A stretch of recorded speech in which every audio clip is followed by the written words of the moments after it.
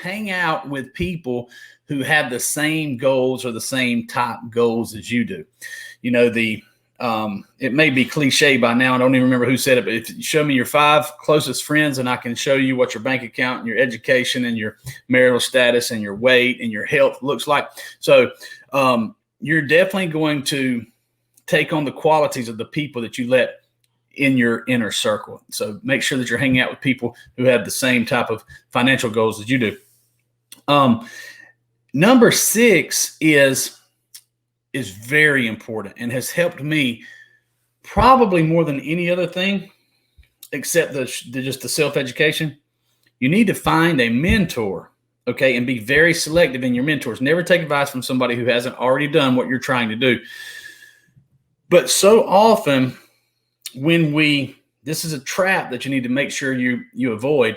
When you read a book per week or when you read a book per month and you're reading self-help books and you're taking classes, seminars, courses, we're very tempted to just get all this information rattling around in our head and not have a clear path, because there's different paths to get you there. And it's very important to dial down your mentors. It's okay to get information from multiple sources, because we need to see if any of it rings true with what we already know is good information. And if it vibrates like other good information, you can add it to it. Some information may not be exactly what you need to just implement into your everyday life, even though we're searching and we're looking various places for good information. There's $1 million in every book. That's why it's important to look and to read as much as you can. So if there's $1 million in every book, you need to be reading as many books as you can. But when it comes to mentors, you really need to dial down into who can get me there the fastest, or who do I want to model myself after. It's really impossible to have many mentors. I have 2 or 3 mentors, and you don't have to sit down and meet with your mentor. You don't have to get personalized instruction from your mentors. It's great if you can, but if you'll find a mentor who has a track record of helping people succeed, watch every video she has on her YouTube channel. Read every book that he has written. Buy every course that she's ever created. Go to their website and buy as many of their products as they have for sale.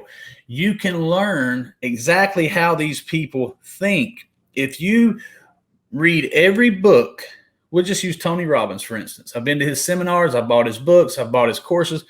If you read every book that Tony Robbins has ever written, you buy every course that he's ever sold, you watch every YouTube video that he's ever put out, watch as many interviews as he's ever given, then you are going to know exactly how Tony would answer your questions. Their answers are already in there. There's going to be very few situations that ever come up in your life where you would not know exactly what Tony would tell you to do.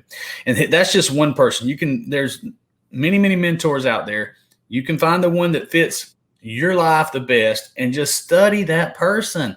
Study them. The more you saturate yourself with that person's thoughts, the more you're going to think like that person, the more you're going to act like that person, the more you are going to get the results that person has, and you can even exceed them. Then they'll be coming to your seminars.